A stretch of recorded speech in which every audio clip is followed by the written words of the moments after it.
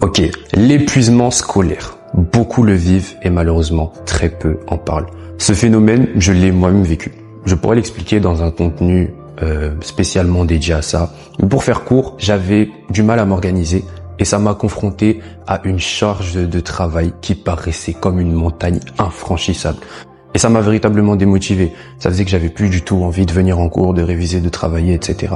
Ce phénomène que beaucoup vivent, c'est une forme de mal-être psychologique qui touche les élèves ou encore les étudiants lorsqu'ils se sentent dépassés par les exigences scolaires, épuisés par la charge de travail ou démotivés à cause de la perte du sens de ce qu'ils font. Un phénomène qui s'installe souvent progressivement après avoir pris l'habitude de stresser, de vouloir se perfectionner, de toujours vouloir faire mieux, de viser le plus haut, en oubliant que les échecs font partie du processus, font partie du cheminement. Dépression scolaire, l'anxiété scolaire, l'épuisement scolaire, c'est lorsque les études deviennent une source de souffrance au lieu d'être un lieu d'apprentissage. On ne peut pas briller si on est encore tenu par l'épuisement scolaire. On ne peut pas briller si on a encore cette anxiété, ce stress qui pèse à l'intérieur de notre cœur. Et le but, c'est pas juste que cette anxiété, ce stress parte un jour, parte 2 jours avant le contrôle, parte juste une semaine et revienne.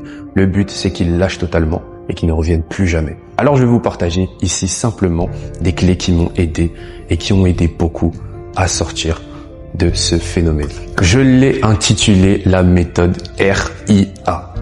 Reconnaître, s'indigner et s'abandonner. Reconnaître, c'est simplement accepter. Accepter que ce que j'ai à l'intérieur de mon cœur, les pensées qui résonnent ne sont pas normales. C'est pas normal ce que je suis en train de vivre. Vous savez, beaucoup, on vit ça, on vit cette dépression, cette anxiété et on s'y fait, on accepte cela.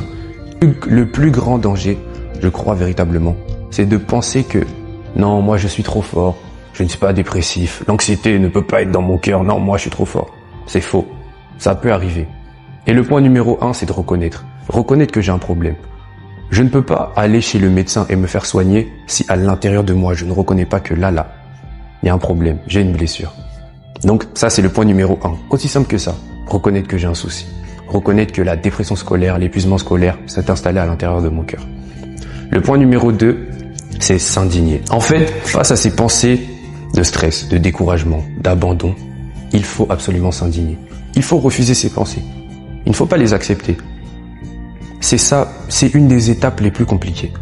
Lorsqu'une pensée de dépression, une pensée d'épuisement, une pensée d'abandon vient, dès que tu l'acceptes, tu vas en fait, en acceptant cette pensée, tu la nourris. Et cette pensée-là grandit. Et ça devient même ton système de pensée. C'est ça qui a forgé en toi et en moi la dépression scolaire. Et donc, je pense véritablement que s'indigner contre ça, c'est ça qui va nous emmener à la libération. Et je crois que après cette vidéo, je vais et tu vas t'indigner contre l'épuisement scolaire. Et la troisième étape, c'est la plus importante. Sans cette étape, tu vas voir que les deux d'avant ne fonctionneront jamais. La troisième étape, c'est s'abandonner. Quand je dis s'abandonner, je parle ici de s'abandonner à Dieu. Si tu ne crois pas en Dieu, je t'en supplie, n'endurcis pas ton cœur. Écoute la suite de ce que j'ai à te dire. Et même si tu crois en Dieu, écoute quand même la suite parce que je pense que ça peut t'aider. En fait, je veux te présenter Dieu comme un père. Et comme spécialement ton père. Celui qui entend tes cris les plus profonds. Celui qui a vu tes larmes. Là où personne n'a vu tes larmes. Là où tu te dis souvent, mais personne ne peut me comprendre. En fait, lui, il te comprend. Et il a souvent toqué à la porte de ton cœur. Et aujourd'hui, il le fait encore à travers cette vidéo. À travers ma simple vie, ma simple voix. À travers un adolescent, un lycéen. Il veut rentrer dans ton cœur. Il t'aime de tout son cœur. Et il veut à tout prix te sortir de cette situation. En fait, aucun père physique même n'accepterait de voir son enfant souffrir. De voir son enfant dans les larmes. De voir son enfant dans l'épuisement, dans l'anxiété. C'est impossible. Et si tu crois, et même si tu crois déjà en Dieu, en fait, je veux t'inviter à t'abandonner à Dieu. S'abandonner à Dieu dans ce contexte-là, c'est véritablement reconnaître que j'ai tout essayé par moi-même. J'ai essayé les vidéos motivation. J'ai essayé les méthodes d'organisation. J'ai essayé les ingrédients physiques, alimentaires. Ça n'a pas marché. Alors je m'abandonne à Dieu. Quand je te parle de t'abandonner à Dieu, c'est pas forcément venir vers un homme d'abord, non. C'est simplement dans ta chambre, lui parler. Lui dire là c'est compliqué. J'y arrive pas. Les cours c'est compliqué. Je sais que je suis appelé à briller. Je sais que je suis appelé à réussir, à l'excellence. Mais j'y arrive pas par moi-même. Aide-moi Seigneur. Si tu crois pas en Dieu, je t'invite véritablement à faire ça, à l'accepter dans ta vie. Ça commence par l'accepter dans ta vie. Lorsqu'il entre dans ton cœur, maintenant il vient avec sa paix, maintenant il vient avec sa joie, avec son courage. Vous savez, moi, dans mon témoignage, en fait, c'était pas forcément dans le cadre scolaire, mais j'ai vécu des situations qui faisaient que j'avais besoin d'encouragement et personne ne m'encourageait.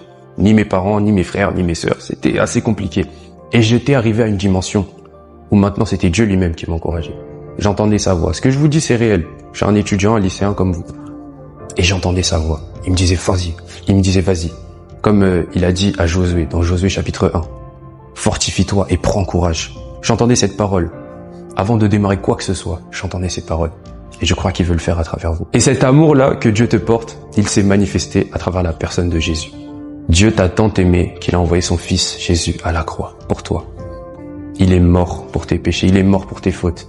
Il est mort pour que tu ne vives plus cette situation. Jésus, dans le jardin qu'on appelle le jardin de Gethsémane, a lui-même connu le stress. Il a lui-même connu l'anxiété. Et on nous dit même qu'il stressait à un point que sa sueur s'est transformée, s'est changée en des grumeaux de sang. Donc ce que tu vis, Jésus l'a déjà vécu. Et c'est parce qu'il l'a déjà vécu que tu n'as plus à le vivre. Alors si tu n'as jamais accepté Jésus dans ta vie, si tu ne crois pas en Dieu, si tu ne l'as pas reçu dans ton cœur, je t'invite simplement à faire la prière qui s'affiche à l'écran. Tu peux la réciter à haute voix ou tu peux la faire dans ton cœur. Mais n'endurcis pas ton cœur. Je te supplie de l'accepter. La Bible nous dit, quand les justes crient, l'Éternel entend. Je crois véritablement que les cris que tu as poussés, les larmes qu'ils ont coulé, lorsque personne ne voyait, lorsque personne n'entendait, lui, il a entendu. Et c'est pour ça qu'il t'a guidé vers cette vidéo aujourd'hui. Est-ce que tu y crois? Crois-moi, l'heure est arrivée où tu sors de ce phénomène. C'est terminé. Tu rentres dans la saison où l'épuisement scolaire, c'est fini. Tu ne seras plus démotivé. Tu ne vivras plus l'anxiété. Ça lâche ton cœur. Et ça n'arrivera pas juste un jour ou deux et puis ça reviendra. Non. Arrête de penser que ça reviendra. Dis-toi que c'est déjà fini. Tu entres dans la dimension où ce qu'on appelle la paix de Dieu, qui surpasse toute intelligence, garde ton cœur et tes pensées en Jésus-Christ.